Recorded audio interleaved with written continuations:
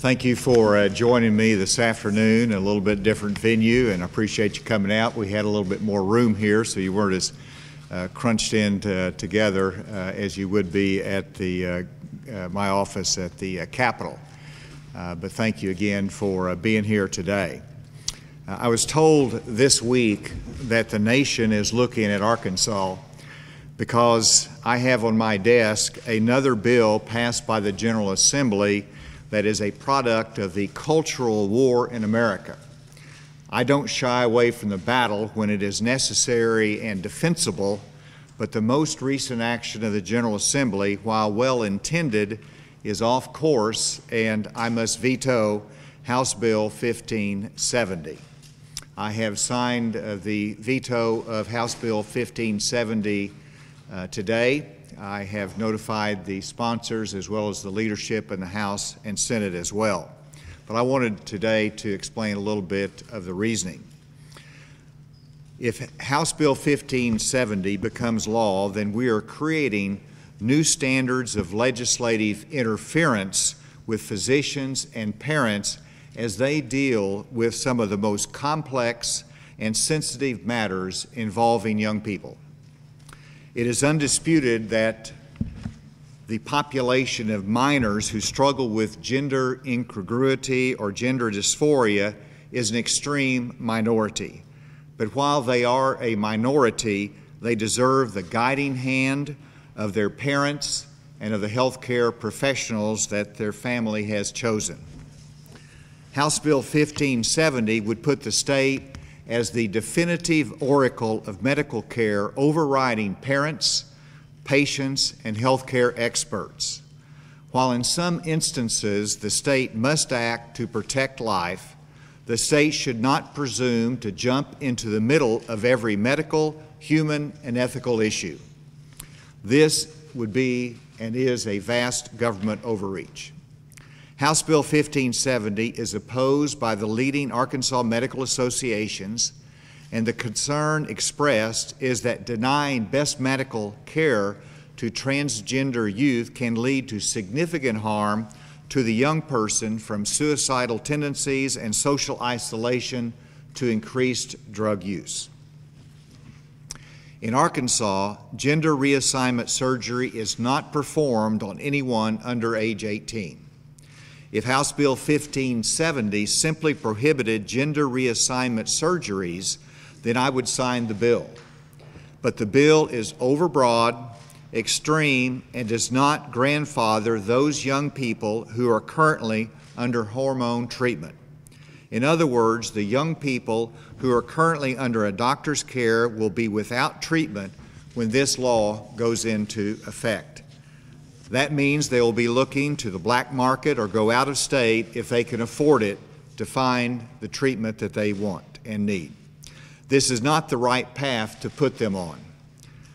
Finally, I understand that the General Assembly will likely override this veto.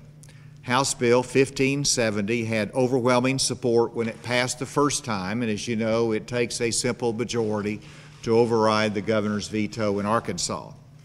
I am hopeful, though, that my action will cause conservative Republican legislators to think through the issue again and hopefully come up with a more restrained approach that allows a thoughtful study of the science and ethics surrounding the issue before acting. Government, under a conservative philosophy, should be restrained. This is an example of where restraint is better than overbroad actions that interfere with important relationships in our society. With that, I thank you for your attention and be glad to take any questions. This action, does this reflect any reconsideration of signing the other measures that have been targeting transgender people in Arkansas? And also, are you hoping to send a message to legislators about other measures that are out there dealing with transgender youth that are still in the pipeline? You take each bill separately, and as you know from my previous comments, the two previous bills related to transgender concerns were the Medical Conscience Act, which was broader than simply transgender. That covers a whole host of medical procedures or activity that someone may have a religious or conscious conviction against. And I look at that as consistent with freedom. It's consistent with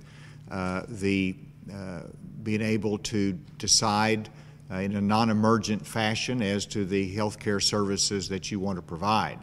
And so I saw that as separate and distinct. The second bill was the girls in sport. And as I said, I'm a fan of women's sports, and I think it undermined women's sports to have biological males to compete in girls' sports in high school or college level. So I look at those as totally independent and separate measures. Now, the sad part about it is that the first two measures were considered as anti-transgender, anti-gay perhaps, and I think that is far from the truth. But you have to be concerned about the image that you are expressing from a state standpoint. And you know, I want people in Arkansas and across the country to understand that whether they're transgender or otherwise, that they're loved, they're appreciated, they make a part of our state, and we want to send the message of tolerance and diversity. You know, and so I looked at this bill totally separately, though, and each one of them stands on their own. And I do believe the legislators have been very well intentioned on this. They want to do what they see as the right thing, but I have one vote to cast, and I have to cast it in this fashion. Are you hoping to have any conversations with legislators ahead of this vote to possibly override your veto, and what would those conversations look like? Well, I've already had conversations with the sponsors of the House Bill 1570, and I explained my reasonings for it. It was a courtesy call as well. We have a good relationship. We work on a lot of different bills together. I've talked to the leadership as well. But whenever you had this bill pass with overwhelming majority, I fully expect a veto override, and that's the legislative prerogative, just like this is a responsibility that I have. So, you know, I've made my statement on it, and we'll see where it goes from here. Yes? When considering House Bill 1570, did you meet with any transgender youth or healthcare providers that provide that kind of care? I did. And people who know me, they wonder why I'm taking so long to make a decision, because when I make the decision, I've got to defend it, and I have to understand it. And so this weekend was the same pattern I've had previously. I've talked to, last week, I talked to transgender individuals who expressed their viewpoints to me. I've met with Arkansas Children's Hospital in terms of their treatment protocols and how they handle these issues and why they set up a specialty on this. I talked to national leaders on this as well, on both sides of the equation, and along with receiving literally hundreds, if not thousands, of communications from individuals across the country and across Arkansas. Back in 2015, when you kind of got to this point with the religious freedom bill that popped up, you sent it back with a lot of changes. You wanted it more narrowly focused, and they did that for you. Why not go that route? Well, it's one of those things you probably can only do once, and so it's one that I appreciated that they did redo the bill to give us a Religious Restoration Act that I could sign. But when it gets to my desk, I really have two options: or sign it into law, veto it, or the third option could be to let it go into law without my signature. I've done all three, and as well as trying to send it back. This is the right way constitutionally to handle it. It is simply up to the legislature as to what they do now. They have options to override, not to override, or they could, you know, redo the legislation. But that is their prerogative once I've made this decision today. So you've mentioned a few times that you expect the legislature to override your veto. Do you have any plans to make any phone calls, have any meetings to kind of try to sustain your veto? Once they will know through private communication and the communication today my decision and my reasoning on this, and we'll see where it goes from there. Steve? Yes, sir. To what extent, if any, or to what extent was it communicated to you either through AEDC or directly to your executive offices, the prospect of economic development, I don't want to say retaliation, well, retaliation perhaps, or inhibitions in moving forward? Actually, there was very little, if any, expressed on these bills in terms of economic impact. Now, you see what's happening around the country, and you recognize corporate policy can engage in some of these social, cultural issues, and so it wouldn't have surprised me had that occurred, but in fact it did not occur. I think the message of business and message of those concerned about the economic future of Arkansas, the focus has been on passing a hate crimes bill, which will be in Senate committee this afternoon. And so that's their hope, and I think that's what they've concentrated on.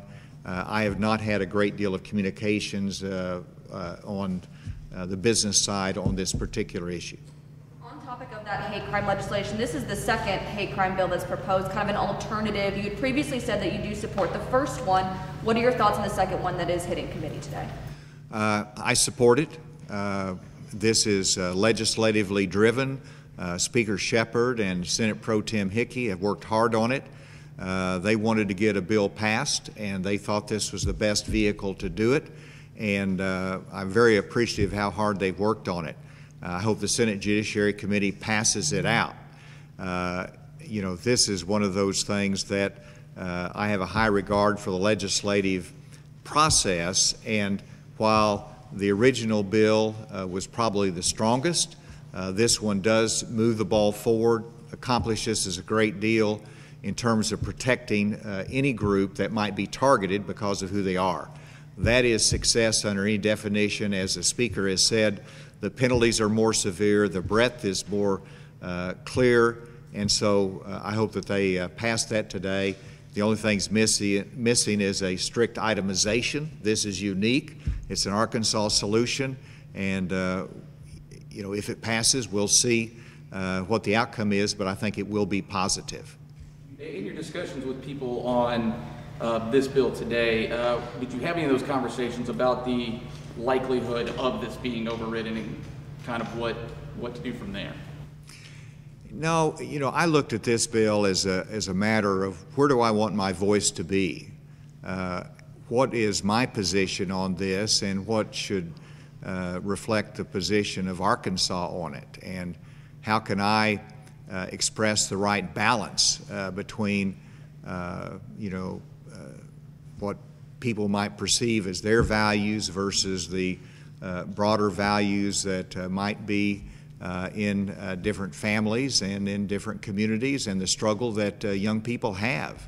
And at this particular point in time, with the medical information that we have, interfering by the state in a parent, in a child, in a doctor-patient relationship did not make sense to me. And so this was not about whether my veto is going to be sustained, whether it's overwritten. I've acted based upon the assumption that it will be overridden because I know that there's strong feelings and support for this, and it had a very high vote percentage. But we'll see. I make my position. You know, it is important for people of Arkansas who care about this issue, but also will question why I'm doing this. I want them to understand why I'm doing this and the thought process behind it. Yes. Is there a rift in the Republican Party in Arkansas, conservative leadership when it comes to legislatures? We're seeing a veto of this, yet we're also seeing a potential confirmation hearing for Dr. Jose Romero. Is there a rift going on here? Between myself and the legislature? Yes, and the Republicans? Well, I think it reflects that we're a big party with a lot of different competing ideas. And as I've told the legislature many times, there's a natural tension that our founding fathers designed between the different branches of government. That's what makes our democracy healthy. And so there should be that natural tension and sometimes disagreement. This year has probably been a little bit more challenging because it's a longer session. We're doing more cultural bills than we've done in the past. We have very vigorous debates about that, and there's always room for disagreement within the party. But I think I just had a lunch with the legislative leadership, and we have probably one of the most positive relationships that we've had, working on key issues. Our communications goes well, and so I think it's a good relationship that we have, but it can be defined sometimes with a little tension, and that's okay. Do you think the legislature is going overboard with the number of cultural wars type bills that are coming through right now, especially as quickly as they are? Well, some of them are unnecessary. I mean, you know, I signed a bill today. I won't try to define which one it is, but it's a bill I don't necessarily disagree with, but we don't have a problem in Arkansas. And so I signed the bill, but was that needed, and why did we do this? And so I've always concentrated on the tenets of the Republican Party, which, if you go back to the Ronald Reagan era, it is social conservatism, it is economic conservatism, and it is strong defense. Well, in Arkansas, we don't have to worry about the defense side of things, and so you know, we're looking at our economic conservatism, and we're looking at our cultural or social conservatism, and sometimes those clash. And that's where you get some tension, and it's okay because we all have different perspectives that we bring. But sometimes it is important to remind ourselves that part of Republican principles is a restrained government. Part of the base of the Republican Party is that libertarian strain. Well, the more you act as a government on some of these social issues, which, again, I'm pro-life, and so, but that's a life that is issued, and I sign those bills. I support those bills. I want those bills. But sometimes you've got to pull back and say, is this really the role of the state? Is this really reflecting confidence in parents and doctors to make good decisions? And so I hope that my statement today, both here in Arkansas but also nationally, just causes Republicans to think again about how, who we are, and how sometimes we have to restrain government in areas that in our own personal lives we might say, you know, we're going to act in a particular way that, but we can't make everybody else act in the same way. That's, to me, called a restrained government. Do you think this could withstand a legal challenge? ACLU has said if it's enacted, they will sue. I don't know the answer to that. The big concern I had is that you have patients in Arkansas, and there's probably fewer than 200 young people in Arkansas that would be on any kind of hormone treatment with the permission of their parent and their doctor. This does not have a grandfather clause, as I said. And so if this bill is passed, what happens to those young people that are currently under treatment? That makes my heart hurt to think about it, and I wish the legislation would have not, should have included a grandfather clause as well as being more narrow. Governor, how much did your conversations over the past few days with transgender people or people in the Target Children's Hospital change your mind or affect your decision? Well, it educates me and it informs me. And so it strengthens your compassion. It gives you more understanding.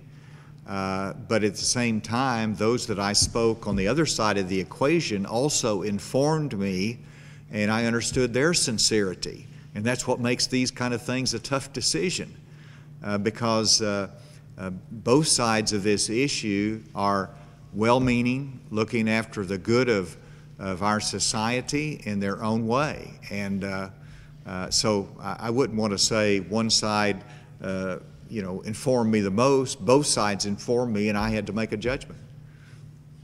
The NCAA has indicated that they may not want to hold tournaments in states with laws like Senate Bill 354 affecting transgender participation in sports. And then we've seen with the MLB's response to voting laws in Georgia. What's your response to those kind of athletic organizations making? All right, can you talk a little bit slower for me, or Sure.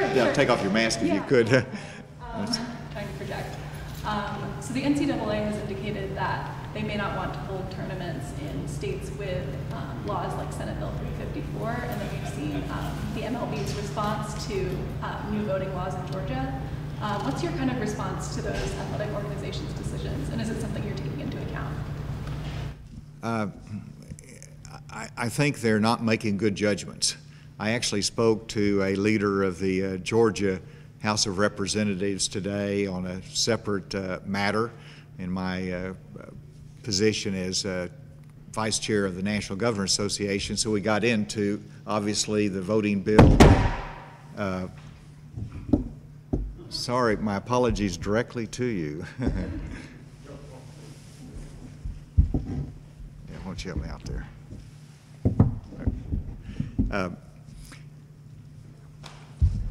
Whether you agree or disagree with the Georgia law, it hurts the average citizen of Georgia.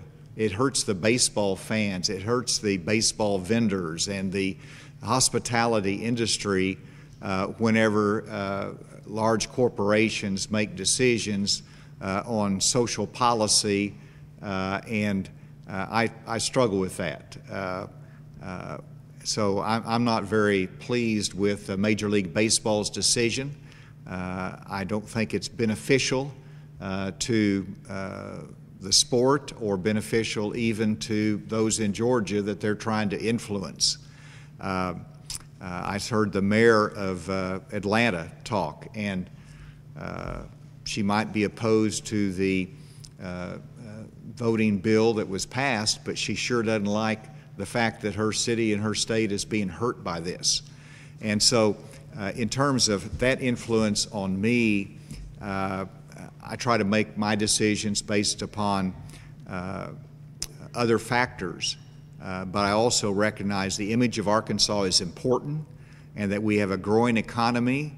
And when people want to look at Arkansas, I want them to think of a place that is tolerant, that has a hate crime bill, that is acceptance of people that might be different, and that we put a value on other people's lives that might be different than ours.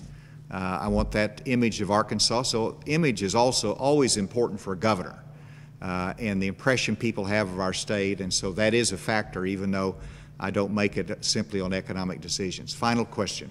Speaking of image, you led into it. Are you still the Vice Chair of the Governor Association? First, I remember who's the chairman, and talk about that situation. Is he still the chairman of the Governor Association? He is the chairman. So the way the National Governor Association works is that the Republican caucus, if you will, the Republican governors will select who they want to be the head of the NGA when it's the Republicans' turn.